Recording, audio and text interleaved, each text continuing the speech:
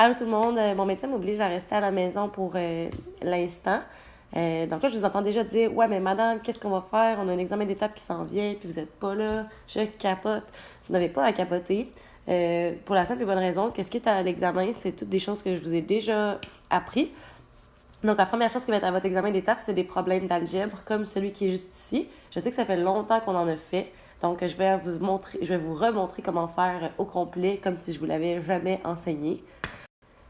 L'autre chose qui est à l'examen, c'est les suites. Donc, comment trouver l'équation à partir d'une table de valeur, d'un graphique, comment l'utiliser, puis tout ça. Et dans le fond, vous pouvez vous attendre à ce que les deux concepts soient mélangés. Donc, dans un seul et même problème. Comment ça va fonctionner pour la révision?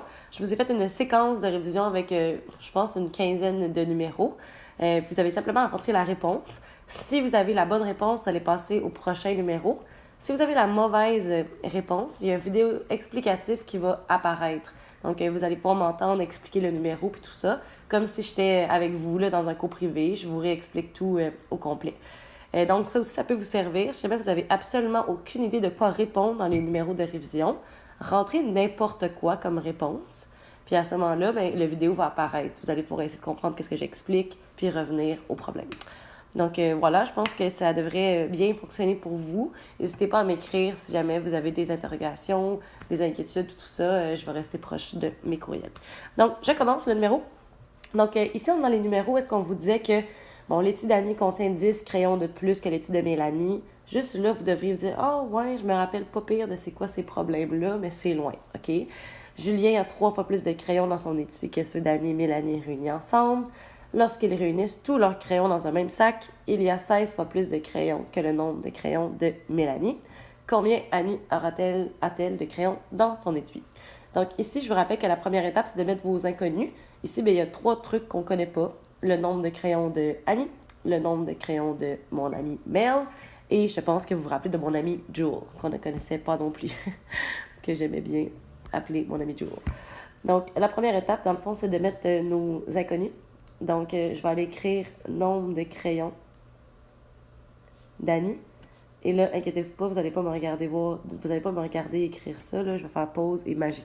C'est apparu. Ta-ta-ta-da! Donc, OK. Donc ici, après ça, je ne sais pas si vous vous rappelez, mais il fallait trouver à qui on donnait X. Puis pour ça, il faut se trouver qui se fie sur qui. Donc, l'étude d'Annie contient 10 crayons de plus que celui de Mélanie. Là, je vous faisais un truc avec des flèches. Peut-être que ça vous aidait, peut-être pas, là, mais pour ceux que ça aidait, je vais le refaire. Donc, on dit que Annie, elle se fie sur Mélanie. Ensuite, ici, on dit, bon, Julien, il y a 3 fois plus de crayons dans son étui que Annie et Mélanie réunis ensemble. Ça veut dire que Julien, il se fie sur Annie et sur Mélanie. Donc, Julien se fie sur Annie et Julien se fie sur Mélanie. Donc, on est comme, bon, à qui on met X? On ne mettra pas X à Julien parce que Julien se fie sur Annie et sur Mélanie. Donc, puisqu'il se fie sur quelqu'un, ben, c'est pas bon. On ne mettra pas le X à Annie pour la simple et bonne raison que Annie, elle se fie sur Mélanie. Donc, sur qui on se fie à la base? Ben, tout le monde se fie sur Mélanie. Donc, on va mettre le X à Mélanie. Après ça, on continue. L'étude d'Annie contient... On va aller faire Annie en deuxième. Pourquoi je ne vais pas faire Julien? C'est parce que Julien, il se fie sur Annie. Ça veut dire que j'ai besoin d'avoir écrit quelque chose à Annie pour pouvoir écrire Julien. Mais Annie se fie sur Mélanie. Donc, c'est pour ça que je vais aller la faire en deuxième. Je ne sais pas si c'est clair, mais j'espère. Donc, Annie contient 10 crayons de plus que l'étude de Mélanie. Bien, Mélanie, elle a X.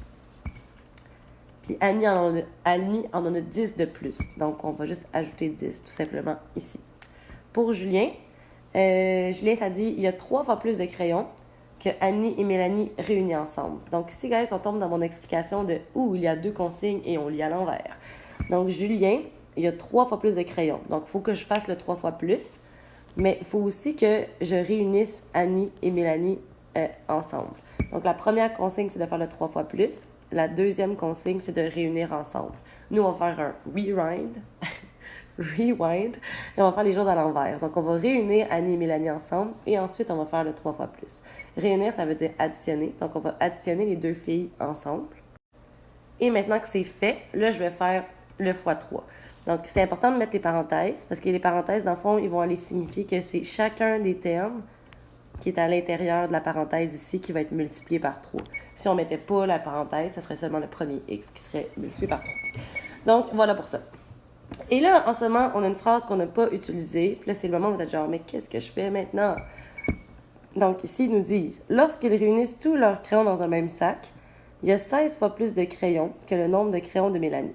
Donc, ici, si on était dans un numéro genre bébé fafal, on nous dirait, ben en tout, ils ont 1 million de crayons. Et là, tu dirais, waouh, si j'additionne Annie, Mélanie et Julien ensemble, ça fera 1 million. Et comme ça, j'aurai ma merveilleuse équation. Mais là, malheureusement pour toi, désolé, on est en 2017, on est rendu vieux, on a 14 ans, on vit des difficultés. Donc, je m'excuse, je suis rendue folle. Donc, lorsqu'ils réunissent tous leurs crayons dans un même sac, ils n'en ont pas 1 million. Ils en ont 16 fois plus que Mélanie. Mais Mélanie en a X. 16 fois plus que Mélanie, c'est tout simplement 16X. Donc, notre équation, on va la faire avec ça.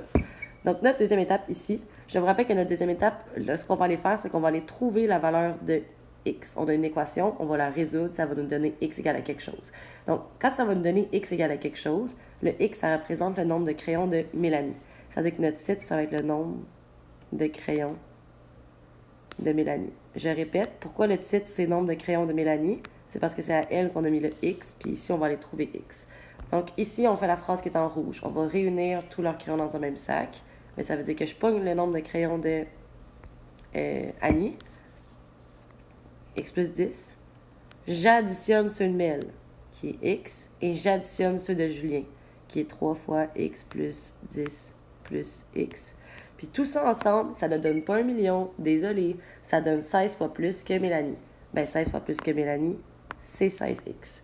À partir de là, j'imagine qu'il y en a plein de monde qui sont genre « Ah oui, maintenant je me rappelle, je vais résoudre cette chose, ça va me donner la valeur de x, qui va être le nombre de crayons de Mélanie, et avec ça, je vais trouver le nombre de crayons d'Annie. » Si tu t'en rappelles et que t'es genre « That's it, je suis bon », tu peux t'en aller du vidéo, aller commencer tes exercices, vas-y mon ami, t'es excellent.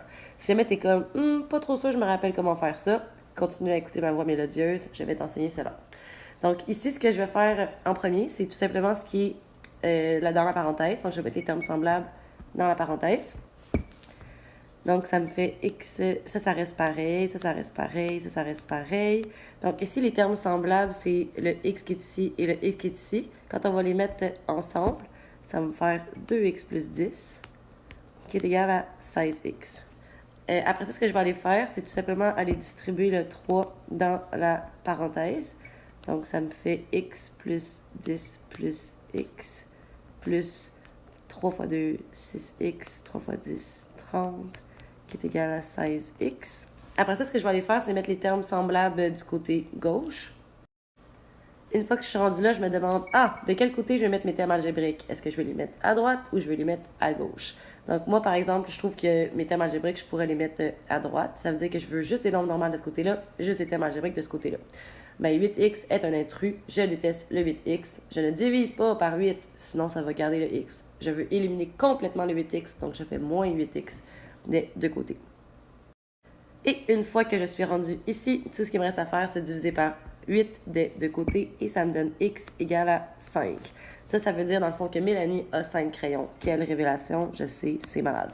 Donc, puisque Mélanie a 5 crayons, avec ça, je vais pouvoir trouver le nombre de Annie parce que Annie en a 10 de plus que Mélanie. Donc, clairement, Annie va en avoir 15. Mais je te montre la belle démarche merveilleuse. Donc, on va écrire nombre crayons. Annie, tu pars avec l'expression algébrique. Donc, ici, guys, on a écrit que c'était x plus 10. Tu pars avec ça. Tu remplaces ton x parce que tu as trouvé ici. Donc, tu as trouvé que le x était 5. On va remplacer le x par 5. Ça me fait 5 plus 10, qui est égal à 15 crayons. La foule est en délire. Nous avons terminé. Donc, maintenant, tu peux aller faire tes exercices. N'hésite pas à aller regarder les vidéos si tu as besoin. Donc, si c'est la mauvaise réponse, ils vont apparaître. Si tu rentres n'importe quoi comme réponse, ils vont aussi apparaître.